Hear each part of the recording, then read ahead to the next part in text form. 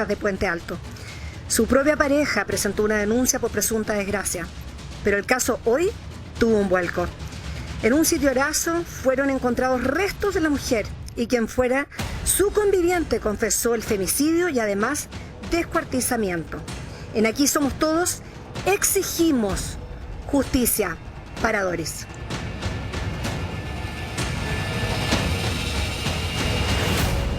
Tenemos nueva información y para eso está con nosotros Matías. Adelante, Matías Vera. Angélica, un abrazo, un beso gigantesco desde Puente Alto. Son noticias que uno no quisiera dar, por supuesto que sí, pero estamos en Puente Alto, donde incluso a esta hora se está desarrollando un operativo de la Policía de Investigaciones y hace escasos segundos el carro del Servicio Médico Legal se llevó los restos que han sido encontrados en el punto en el que nos encontramos. Para que usted se ubique geográficamente, estamos justo a un costado del sector habitacional conocido como La Papelera. Esta es la Costanera. En mi fondo, usted dice, claro, un lindo fondo para una terrible noticia, lo que conversamos un poco antes de ir al aire. Ese es el río Maipo y esto vendría siendo la ribera del río Maipo, el punto en el que se realiza este hallazgo durante horas de esta mañana, luego de más de 40 días en que Doris estuvo desaparecida y lamentablemente este hombre confiesa haber sido el responsable no solo de matarla, sino que además de descuartizarla de manera absolutamente brutal. Una cosa que nos llama la atención poderosamente, y aquí José Hinojosa, nuestro camarógrafo, me va a acompañar y me voy a bajar con mucha precaución. Esta es una zona superhabitacional. Miren, fíjense la cantidad de casas de este sector que está a un costado de donde fue realizado el hallazgo. Y este hallazgo, se los decía yo, ocurre acá en horas de la mañana. Y hasta este punto se traslada personal de la Policía de Investigaciones, personal de la Brigada de Homicidios de la Policía de Investigaciones y también el Servicio Médico Legal, que hace tan solo unos segundos, como están viendo ustedes en imágenes, se retiró con los restos, los hallazgos óseos que fueron encontrados en este punto en el que nos encontramos. Un punto importante, que es interesante analizar, ¿qué está pasando? ¿Qué está sucediendo con esta situación? ¿Dónde está la justicia para Doris en la que nosotros hoy día queremos conversar? Es un tema que queremos poner sobre la mesa. Más allá de lo policial, más allá de lo escabroso, que por cierto que es importante, acá lo interesante es la conversación que hay detrás. Y lo que se vivió acá, lo que se vivió esta mañana acá, es una muestra de lo macabro que se convirtió este hombre, que incluso durante más de 40 días, se los decía yo, fingió haber estado buscando, hizo él la denuncia por presunta desgracia, se paseó pegando letreros, por así decirlo, y posteriormente, tras incoherencias en su testimonio, en presencia de la Policía de Investigaciones, termina por confesar el horrendo crimen y posterior descuartizamiento de esta mujer. Una información que todavía está en desarrollo, una información que todavía está siendo investigada, y hoy día estuvimos durante la mañana recorriendo los alrededores de donde vivía Doris, donde vivía junto a su pareja, donde vivía junto a su mamá, en el mismo terreno, una casa un poquito más atrás. Hablamos con vecinos y hay un aspecto bien importante que me gustaría que pudiéramos conversar al respecto, pero antes los quiero invitar a que revisemos esas declaraciones. No los conocemos mayormente porque en realidad cada cual vive en su casita y ellos, lo único que yo sé que son personas de trabajo, trabajan en la feria, entonces ellos van, uno los ve llegar y salen nada más. Se ven vecinos tranquilos, que no se meten con nadie, no son quitados de bulla, no hacen fiesta, nada, entonces cuesta creerlo. El tema de descuartizarla, al parecer que fue, no sé, me impacta ya, de verdad, yo vivo acá mismo y ya, o sea, la verdad es que uno ni siquiera termina de conocer a la gente que vive como alrededor de uno. Y esas no son todas las declaraciones, también la Fiscalía se pronunció, la Fiscalía Sur. Las declaraciones que vamos a escuchar a continuación son de la fiscal Nadia Mondiglio. Presta atención. Nadia Mondiglio Navarrete, fiscal jefe de flagrancia de la Fiscalía Sur. La Fiscalía Sur pasará a control de detención durante esta jornada a un imputado de 48 años de edad, confeso por el femicidio de su conviviente de 42 años, registrado en el mes de septiembre del presente año, en circunstancias que éste dio muerte a la víctima, simulando más tarde una denuncia por presunta desgracia, que a partir de la investigación de la Fiscalía Sur con la Policía de Investigaciones de Chile fue desvirtuada gracias a las diligencias realizadas y a las contradicciones del imputado en sus declaraciones. En este momento se realizan intensas diligencias para encontrar el cuerpo de la víctima en diversos puntos de Puente Alto y en el sector cordillerano del sector del Cajón del Maipo. Son declaraciones que dan cuenta de un proceso investigativo que, ojo, está muy lejos de llegar a su fin. Como les hemos relatado durante este despacho, lamentable por cierto, el descuartizamiento por supuesto que hace el proceso investigativo mucho más difícil. Y lo que decía la fiscal hace relación también al proceso en el que no él decide confesar, sino que además sus contradicciones son las que lo delatan. Y respecto de los vecinos, algo también importante, bien él alejado de la comunidad, difícil de relacionarse con el resto, distante, tímido, poco conversador. Angélica, detalles que de alguna manera van perfilando a una persona que hoy día está siendo procesada por femicidio.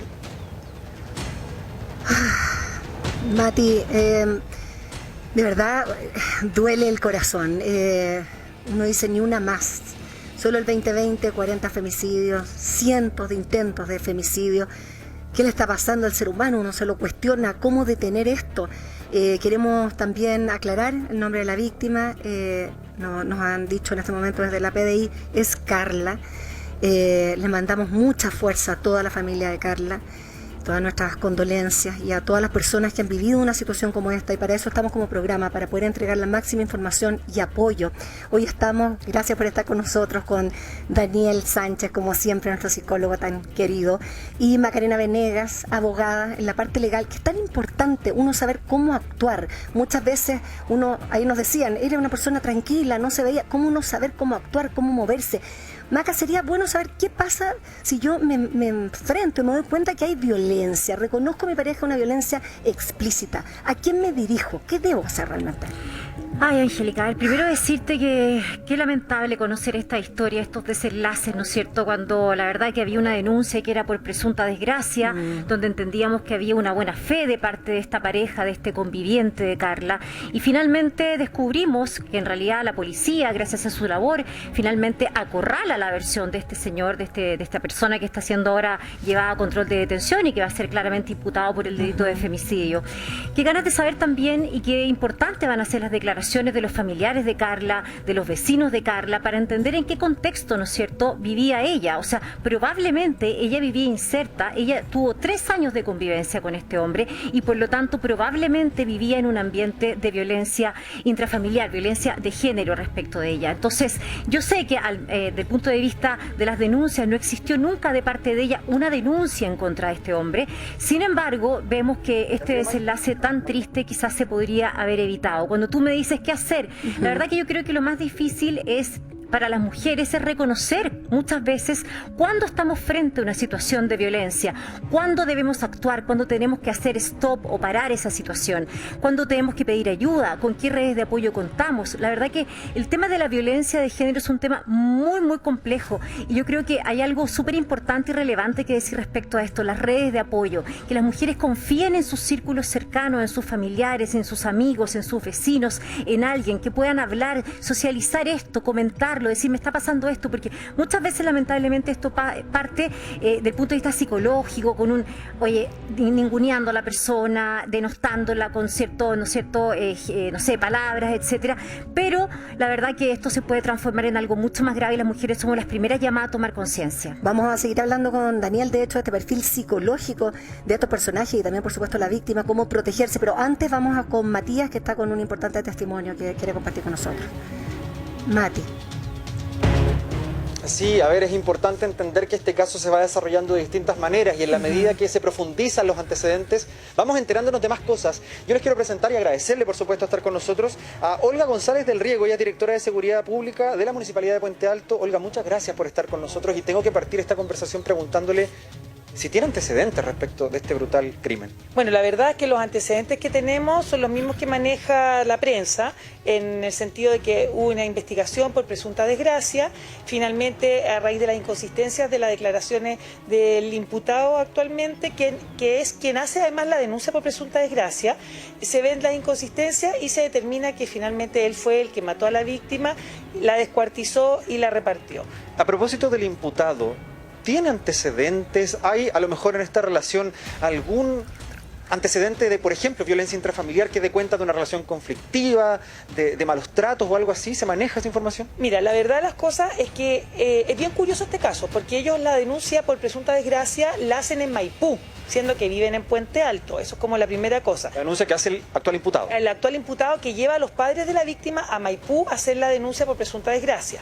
Segundo, ellos tienen su ficha de protección social. Perdón, él va con sus suegros a hacer la denuncia. Los lleva a hacer la denuncia y van los tres juntos. Efectivamente. Más macabro todavía. Esa es la información que nosotros tenemos. Efectivamente, él lleva a sus suegros hasta Maipú a hacer la denuncia. Y por eso que la Fiscalía Sur es la que tiene esta causa y no la Fiscalía de Puente Alto, la Fiscalía Local de Puente Alto.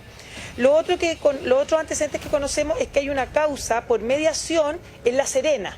¿De él? De ellos, como pareja. ¿Entre ellos? Entre ellos. Por eso que nosotros como municipalidad no teníamos antecedentes de la situación que estaba viviendo la víctima, porque en Puente Alto al menos no había ningún antecedente. Para quienes nos están viendo y pueden a lo mejor no manejar el concepto, mediación tiene que ver cuando se entrampa legalmente una relación, un matrimonio y se pretende establecer algunos acuerdos, ya sea la tenencia de los niños, ya sea una pensión o una mantención. Entonces ellos estaban a lo mejor en una especie de discusión y estaban tratando de solucionarlo o por las buenas o por las malas, pero está ese antecedente en el norte de Chile. O sea, por eso les digo, la única información que nosotros tenemos es que existe una causa de mediación en el norte. No, ¿por qué motivo? ¿Cuál es la causa? Esa información la desconozco. Olga, ¿cómo se hace parte de la municipalidad ahora? Porque en el fondo hay una familia que está tremendamente destruida, por supuesto que sí, hay un barrio, son los vecinos, ¿qué se hace ahora? Bueno, importante señalarle a toda la comunidad que nos está viendo, especialmente a mis vecinos de Puente Alto, que el alcalde tiene en la Dirección de Seguridad Pública un abogado para todos los casos de las personas que son víctimas de algún delito. En este caso el abogado va a tomar contacto con la familia y se le va a prestar todo el apoyo legal y psicológico que ellos requieran. Se me había olvidado un detalle importante que tiene que también que ver como con ir perfilando de alguna manera a esta pareja. ¿Saben ustedes o tienen información respecto de, por ejemplo, si ellos tenían hijos? No, no hay esa información. No, por lo menos de lo que hemos logrado recabar no existe esa información. Sabemos que ella vivía con esta pareja y con sus padres que habían venido a verla de Argentina a raíz de la pandemia. ¿Cómo? Profundicemos un poquito en eso. Ellos venían. Sí, ellos vivían, la información que manejamos es que ellos vivían en Argentina y que a raíz de la pandemia se vienen a acompañarla, a vivir con ella acá a Santiago. Olga, nosotros estuvimos recorriendo en la mañana el sector donde viven los papás, digamos todavía, donde está la casa, donde vivía ella. Y me gustaría saber, porque la percepción de los vecinos es que es bastante tranquilo. ¿Hay antecedentes de violencia en el barrio, en el sector, en ese punto en particular?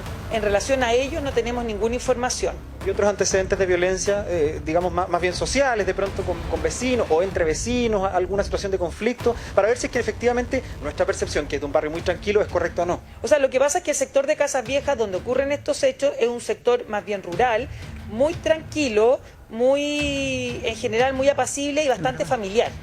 Interesante ese punto, porque de alguna manera nos va entregando antecedentes y datos importantes respecto del contexto en el que ocurre, Angélica, que también es algo que no hay que dejar de lado. Qué lamentable, imagínate con sus padres ahí viviendo, visitándola desde Argentina, es muy, muy triste. Daniel, sorprende poderosamente también cómo sucede, ¿no? Porque primero tenemos que el mismo agresor, en este caso, hace la denuncia de esta presunta desaparición y luego él mismo, después de 40 días, tenemos aquí un delito confeso, ¿no? Un asesinato. Entonces, ¿qué pasa? ¿Qué pasa con este tipo de personas? Tratando de pasar piola, si en el fondo es eso. Es como desviar la información de tal manera que no se den cuenta, que no lo sorprendan, habiendo cometido algún delito de estas características. Hay algo extra acá, y es que el descuartizamiento o desmembrar un cuerpo tiene una gravedad mayor todavía. Yo me acuerdo con el profe Nivaldo, no sé si se acuerdan, la ley Nivaldo que querían implementar era para que se culpara con un grado más de el desmembramiento de los cuerpos. Pero lamentablemente eso no es así. O sea, en el fondo hoy día lo que se investiga es justamente un homicidio, en este caso un femicidio, pero todo lo que se haga después de que en el fondo el cuerpo ya está muerto, fallecido, en realidad no es relevante para la investigación penal. Exacto, lo que estoy tratando de mencionar es que hay una gravedad que se quería implementar como ley. ¿Por qué? Porque desmembrar un cuerpo tiene una gravedad desde el punto de vista de la estructura psicológica de la persona, Sin que alguien duda. que simplemente da muerte a otra persona. Cuando lo desmembran es porque efectivamente el cuerpo es una cosa, es porque efectivamente la persona a la que estoy agrediendo carece de toda importancia, y finalmente lo hago para desviar la atención de las policías. Sin embargo, detenemos la violencia y detenemos el posible femicidio siempre que denunciemos, y hay que denunciar al 1455 siempre, es la única manera de detenerlo. Y hay algo más importante todavía, Angélica, es que alguna persona que nos esté mirando en su casa ahora puede tener al agresor al lado, puede estar viendo televisión con la persona que la tiene ahí. Exacto. Y probablemente dice, chuta, ¿qué hago ahora? ¿Qué hago en este minuto? Bueno, tiene que denunciar y tiene que buscar la manera de resolver este círculo de la violencia del que siempre hemos hablado. Hay una cuestión cultural respecto de cómo los hombres, en este caso que estamos hablando de violencia hacia la mujer, en cómo los hombres comprenden los roles y cómo comprenden la estructura del género y las relaciones que hay entre las personas. No todos los seres humanos son agresivos, no todos los seres humanos son agresivos familiares, y no todos los seres humanos son de esta calaña, diría yo, y de este nivel de locura. Aprovechamos de enviarle siempre un abrazo a Carla. Pero Angélica. Dani, ¿hay alguna manera también en que uno pueda, no sé, darse cuenta de que está con un presunto asesino? ¿Hay algunas características quizás que tú nos puedas mencionar psicológicamente? Lo que pasa es que es difícil, porque podríamos decir que tienen un egocentrismo muy marcado, que son personas muy frías, que no tienen esa conexión emocional de sentir con el otro, personas con poca sensibilidad, personas que le importa poco el ser humano al que tiene al lado. Sin embargo, eso no significa que sean potenciales asesinos, son características que tienen de frialdad, de impulsividad, fundamentalmente a través del poco control de impulso. Cuando vemos, por ejemplo, a los niños pateando a los perros, quemando a los gatos, es un dato que debiese llamarnos siempre la atención. Hay algo en la persona que nos hace sospechar que excede estos niveles de violencia, que excede, que reacciona de sobremanera a una situación como que se le cayó un vaso, se le cayó un plato, y arma un escándalo gigantesco. Tú dices, bueno, esta persona no se regula, no tiene esa capacidad de frenar. Todos nosotros, si tenemos alguna dificultad, la mayoría de nosotros nos frenamos, ¿cierto? Si tenemos alguna discusión en la calle, si tenemos algún problema con algún amigo. Sin embargo, también todos tenemos la capacidad de llegar a infligir daño al prójimo de manera insospechada. Por ejemplo, Angélica, si algo le hicieran a tu hija, muy probablemente tú sacas todas las garras habidas y por haber de adentro, y esta capacidad de autorregularte no existiría. Estoy ¿cierto? segurísima. Claro, sin embargo, con otras cuestiones sí nos regulamos. Y eso deviene de cómo hemos aprendido, de las historias familiares que tenemos, de los tipos de relaciones que tenemos y de cómo entendemos nuestra posición en el mundo respecto del otro. Cualquier dato de violencia psicológica, física, emocional, económica, reproductiva, siempre tiene que llamarnos la atención, y si es que hay algún tipo de agresión, las relaciones de pareja no deben incluir ningún tipo de violencia. Nunca, eso no existe. Muy cierto. Vamos a seguir hablando también con Maca Venegas sobre las penas, ¿no? Cuál es el tipo de condena que recibe una persona así. Pero antes vamos a estar con Mati, que está ahí en el lugar exacto, conversando con muchas personas, y esto estamos en plena investigación. Entonces, queremos saber qué más está sucediendo allá, Mati. Sí, a ver, los operativos en este momento precisamente ya terminaron, pero me parece interesantísimo que Daniel haya hecho una comparación con el caso del profesor Nivaldo Villegas en Villa Alemana, caso que yo cubrí de principio a fin, en donde se produjo una similitud bien especial. Joana, que hoy día está imputada y cumpliendo una cadena perpetua efectiva, digamos, por el asesinato del profesor, también lo estuvo buscando. Y salió a la calle, pegó letreros, habló con los matinales. Nosotros lo entrevistamos, yo me acuerdo de la entrevistado en algún momento. Muy similar. En este caso también tenemos, no sé si se tratará de una psicopatía, creo que resistirá quizás un mayor análisis. Brevemente, Olga, ¿qué le decimos a la gente que nos está viendo? Si estamos en presencia de un agresor, si lo estamos pasando mal, si hay que denunciar, ¿qué hay que hacer? Bueno, a los vecinos que nos están viendo, contarles que el municipio cuenta con un centro especializado para la reparación y la atención de víctimas de violencia intrafamiliar, que se acerquen al municipio, porque contamos con abogados, con psicólogos, con toda la red de apoyo que se requiere para que usted pueda estar protegida y pueda tener herramientas para poder librarse de los agresores. Olga, muchísimas gracias por su tiempo, ha sido usted muy gentil. Son detalles de un caso terrible que quisiéramos no estar analizando, pero que seguramente va a dar que hablar, porque la investigación se tiene que hacer y nosotros vamos a seguir pidiendo justicia para Carla. Por supuesto, muchas gracias, Mati. La violencia no puede ser permitida bajo ningún punto de vista, y denunciar al 1455, muy pero muy importante también, como lo dijo Daniel hace muy poquito, está en la pantalla de hecho el número para que lo anote y no se lo olvide. Maca, ¿qué sanción o qué en el fondo pena, digamos, tendría el agresor en caso que avancemos y se haga justicia? Porque esto Sí. es súper importante. Mira, de acuerdo a los antecedentes que manejamos, sin duda que acá se configuraría un femicidio. Por lo tanto, Ajá. esto era una persona que eran convivientes. Entiendo que no tenían hijos, pero llevaban 3 años de convivencia. Por lo tanto, la sanción es bastante clara. Es la máxima pena que tiene nuestro Código Penal, es de 15 años un día hasta 40 años. O sea, presidio perpetuo calificado. ¿Qué quiere decir esto? Que antes de 40 años jamás va a poder pedir la libertad. O sea, la verdad que va a pasar 40 años en la cárcel para el caso que sea condenado a la pena máxima que establece nuestro código. Gracias, Maca. Seguiremos pidiendo justicia para Carla.